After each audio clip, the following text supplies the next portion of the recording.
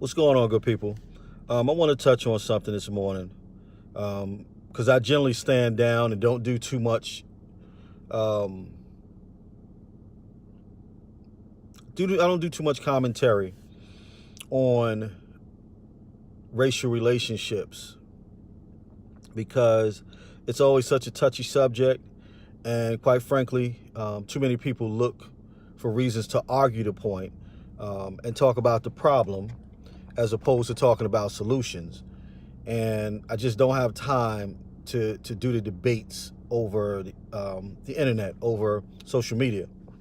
But I do want to touch on this latest one, which is the lady who was shot and killed by the police officer in this parking lot in an apartment complex. A lot of things really bother me about this. One is the chief of that particular precinct or division or whatever it was, who was on the news saying that he was justified in shooting this woman because she reached for or pulled out his taser and shot it at him or something. He also said that using a taser is considered deadly force. Then the first thing I thought about is, if a taser is deadly force, then why do they promote it when using it on black people? They promoted that for a long, long time. Use your tasers, use your tasers. And so if that's deadly force, then why are you using it? I don't understand that. Then I listened to them talk about how this officer was familiar with this woman. He was familiar with her. He had run-ins with her before, or maybe not in run-ins, because you say something like running and that takes it to a whole nother level. But he's dealt with her before. And it was stated that she had mental issues. So if you've run into this woman before, you know she has these issues, then you know, or should know, how to deal with her. You should know that there's certain things and certain precautions you have to take to manage her. And yes, that's his job. Some people will say, well, it's not his job to manage this woman's mental illness. No, it's your job as a police officer to manage people who you have to deal with in your patrol area. So I'm watching this video as he's grabbing this woman and twisting her all kinds of ways. Maybe one of you will correct me, but I don't recall hearing any words from him that really proved that he was trying to subdue her more than just control her. Big difference. But then we get down to the point where she's on the ground and he shot her 5 times rapidly. Not once, and then she's coming at him again, and 2, he has to take her down with another shot and then she gets up again and she's still coming, and 3. This is not the movies. She was on the ground. She was on the ground, and he shot 5 shots into this woman. She said she was pregnant before this even happened. And whether she was telling the tale or not is not his determination to make. But he should have taken into consideration she could be and how he handles her.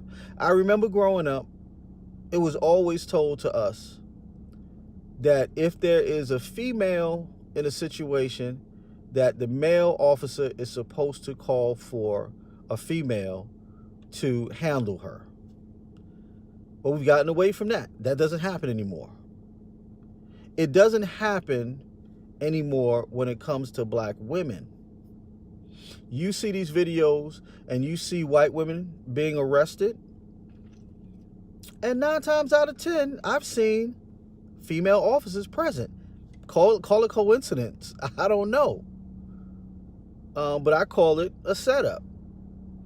I see white police officers patrolling in black areas, but you don't see white female police officers or black female police officers patrolling these areas. You don't see females, period. You see white men patrolling these areas. The relationships are not balanced. Another thing that bothered me about this is the brother who was video recording it. He was so nonchalant about the words he used, talking about, oh, he popped her in a couple of expletives. That's what you do? Brothers, what is wrong with you? Wouldn't it have been much easier for you to dial 911? Turn the camera off for a minute. It's obvious that video doesn't support us any at all when it comes to what's going on in terms of police and civilian relationships. It doesn't help. We've submitted thousands upon thousands of videos about incidents that have happened with us, to us, around us, and none of that qualifies as evidence because the police officers walk anyway. It doesn't help. And it's not just phone, it's in stores, it's home videos, it's everything. So why are you so intrigued about recording this? Yes, it's a police officer there, and someone says, well, if a police officer's there, why call 911? No, you're calling 911 on that police officer. You're alerting more people to this situation than are privy to it by you standing there with a camera. Because the first thing that's going to be said is, well, you don't know what happened before you started video recording, before this guy started video recording. You don't know what happened. And it's true. It's true. But this has got to stop, brothers. Black men, you have to figure out a way, scratch that. We have to figure out a way to put a stop to this, to put an end to this. It's become too much, and it's painful. I have 4 daughters. I have 4 daughters who are genuinely beautiful people, and I'm speaking personality-wise. Of course, my daughters are beautiful physically, but personality-wise, all of my babies are very respectful, very down to earth, very people-oriented, generally want to help and never hurt. But I'm scared. I'm scared that it could be something as simple as a traffic stop. Sandra Bland.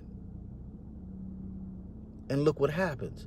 It could be they're trying to get away from something and get accused of something or look like they fit a profile. It's not only the little boys now, it's the little girls. Fellas, when do we get to the point of stop using the cliche and acting on the cliche of changing the narrative?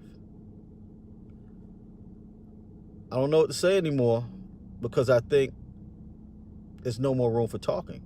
It's time for doing. I don't have the answers. I don't know what the doing is. I'm asking for help. Peace and blessings.